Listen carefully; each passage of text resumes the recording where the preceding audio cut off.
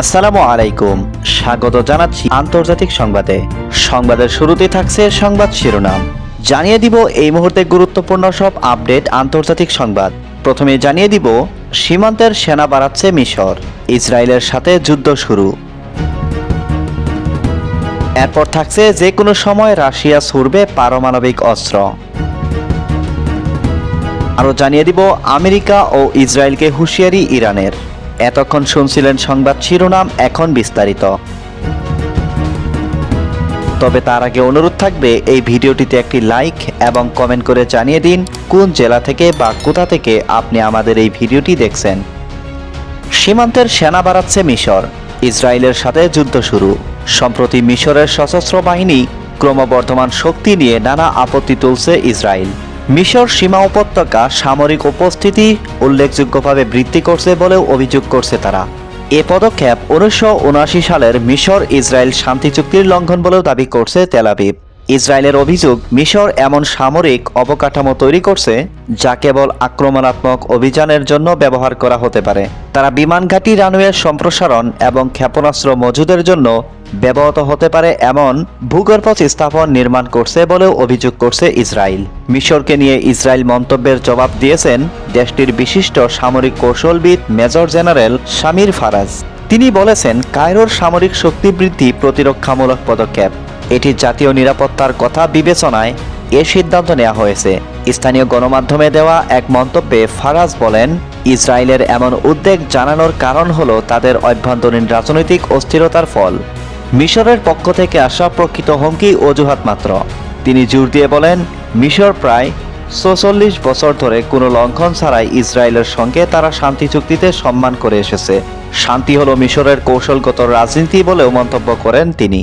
ফরাজ ইসরায়েলের সামরিক অবস্থা নিয়ে করা দাবিগুলোকে রাজনৈতিক উদ্দেশ্য প্রণীত বলে উড়িয়ে দেন। তিনি যুক্তি দেন, এই মন্তব্যগুলো ইসরায়েলের গাজায় তার উদ্দেশ্য অর্জন করতে না পারার ব্যর্থতা থেকে মনোযোগ সরাতে চাচ্ছে। মিশরের অর্থনীতি মধ্যপ্রাচ্য, উত্তর আফ্রিকার অন্যতম বৃহৎ অর্থনীতি। দেশটির অর্থনীতি মূলত পরিষেবা খাত, বিশেষ করে পর্যটন এবং সুয়েজ খাল থেকে আয়ের উপর নির্ভরশীল। জেনারেল ফারাজ বলেন, গত বছরগুলোতে মিশর অর্থনীতি গড়ে তোলার পাশাপাশি শান্তি রক্ষার জন্য তার সেনাবাহিনীকেও শক্তিশালী করার দিকে মনোযোগ দিয়েছে। ফরাজ বলেন, মিশরের সামরিক আধুনিকীকরণের লক্ষ্য ইসরায়েল নয়, বরং একাধিক আঞ্চলিক হুমকি মোকাবেলা করা। তিনি ব্রাইট স্টার সামরিক মহড়ার কথা উল্লেখ করে যুক্তরাষ্ট্রের সঙ্গে মিশরের শক্তিশালী অংশীদারিত্বের কথাও তুলে ধরেন। পাশাপাশি তিনি প্রেসিডেন্ট আব্দুল ফাত্তাহ আল সিসির সিদ্ধান্তের প্রশংসা করেন, কারণ যুক্তরাষ্ট্রের অস্ত্রের উপর নির্ভরশীলতা কমিয়ে রাশিয়া, ফ্রান্স ও অন্য দেশ থেকে অস্ত্র সংগ্রহের নীতি নিয়েছেন, যাতে যে কোনো সময় রাশিয়া ছুড়বে পারমাণবিক অস্ত্র। শীঘ্রই পারমাণবিক অস্ত্র ব্যবহারের জন্য প্রস্তুতি নিচ্ছে দেশটি। আর এমন সিদ্ধান্তের কথা নিশ্চিত করেছেন খোদ রাশিয়ার পররাষ্ট্রমন্ত্রী সের্গেই লাভরভ। সের্গেই লাভরভ জানিয়েছেন, প্রেসিডেন্ট ভ্লাদিমির পুতিনের নির্দেশ অনুসরণ করে পারমাণবিক অস্ত্র পরীক্ষার প্রস্তাব নিয়ে কাজ করছে রুশ প্রেসিডেন্টের কার্যালয় ক্রেমলিন। বিভিন্ন আন্তর্জাতিক গণমাধ্যমের সংবাদে উঠে এসেছে এই তথ্য। এর আগে গত সপ্তাহে মার্কিন প্রেসিডেন্ট ডোনাল্ড ট্রাম্প জানান, যুক্তরাষ্ট্র ৩ দশকের মধ্যে প্রথমবারের মতো পারমাণবিক পরীক্ষা পুনরায় শুরু করবে। এরই প্রেক্ষিতে রাশিয়াও পারমাণবিক পরীক্ষা চালানোর সিদ্ধান্ত নেয়।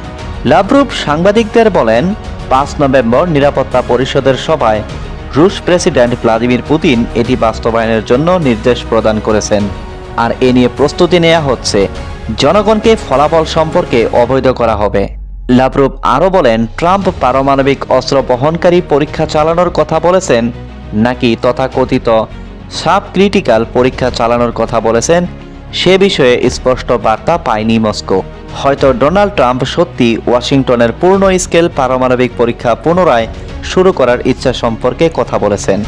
রাশিয়া এবং চীনের সঙ্গে তালে তাল মিলিয়ে চলতে চান বলে গত সপ্তাহে জানিয়েছিলেন ট্রাম্প। ট্রুথ সোশ্যালে তিনি লিখেন, অন্যান্য দেশের পরীক্ষামূলক কর্মসূচির কারণে আমি যুদ্ধ বিভাগকে আমাদের পারমাণবিক অস্ত্রের পরীক্ষা সমানভাবে শুরু করার নির্দেশ দিয়েছি, আর এই প্রক্রিয়াটি অবিলম্বে শুরু হবে। 1992 সাল থেকে কোনো পারমাণবিক অস্ত্রের পরীক্ষা চালায়নি যুক্তরাষ্ট্র। তারা এমন অনুশীলন থেকে স্বেচ্ছায় স্থগিতাদেশ পালন করেছে। সে সময় থেকে কেবল উত্তর কোরিয়ায় পারমাণবিক পরীক্ষা চালিয়েছে বলে নিশ্চিত করা হয়েছে। যদিও সাম্প্রতিক বছরগুলোতে চীনও গোপনে আমেরিকা ও ইসরায়েলকে হুঁশিয়ারি ইরানের। গত জুনে ইসরায়েল ও যুক্তরাষ্ট্রের মতো সামরিক শক্তিধর ও প্রযুক্তি জায়েন্টের বিরুদ্ধে একাই যুদ্ধ করেছিল ইরান। শুধু তাই নয়, সে যুদ্ধে আধুনিক অস্ত্রশস্ত্র ও প্রযুক্তি নির্ভর এই দুই পরাশক্তিকে রীতিমতো ঘুল খাইয়েছে ইরানের সামরিক বাহিনী। ইসরায়েল ও আমেরিকার মতো খুঁটুর শক্তিধর রাষ্ট্রকে এভাবে নাস্তানাবুদ করায় রীতিমতো হতবাক হয়ে যায় গোটা বিশ্ব। ইসরায়েল ও যুক্তরাষ্ট্রের সঙ্গে ইরানের সে যুদ্ধ থামলেও উত্তেজনা এখনও কমেনি। ইরানের পরমাণু কর্মসূচি নিয়ে এখনও একের পর এক হুমকি দিচ্ছে ইসরায়েল ও যুক্তরাষ্ট্র।